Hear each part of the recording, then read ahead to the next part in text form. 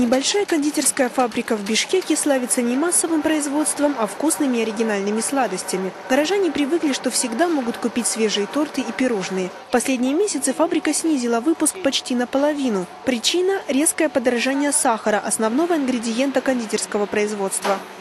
Подорожание сахара, естественно, на производство сказывается очень даже сильно. Потому что в прошлом году сахар, вот, допустим, 23 сома было, а в этом году 33 сома мы сейчас покупаем. И качество сахара тоже очень сильно сказывается.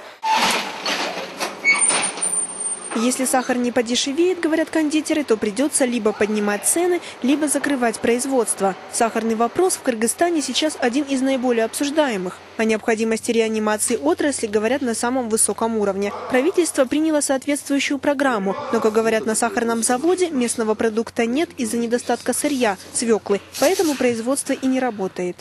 Проблема сырья свеклы, потому что мало засеяна и низкая урожайность. Не из-за того, что она дешевая, вроде как, а из-за того, что низкая урожайность.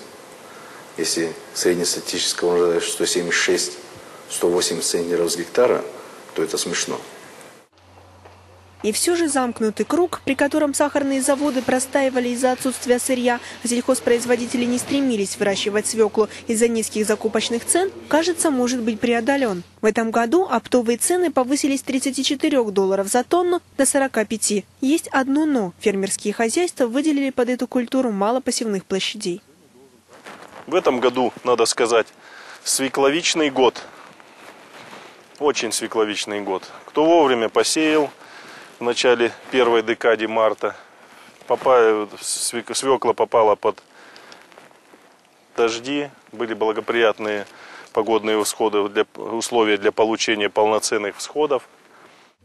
Еще одна причина – низкая урожайность сахарной свеклы из-за несоблюдения технологий. Производители не могут или не хотят закупать качественные семена, которые дадут хороший урожай свеклы. Истощается и земля. Нельзя высаживать на участке одну культуру несколько лет подряд. Выращивание фабричной сахарной свеклы у нас в Кыргызстане далеко от интенсивных технологий. Мы перешли к тяпке, к малым площадям сахарной свеклы, к ручному поливу перешли. Отсюда и эффективность ее возделывания.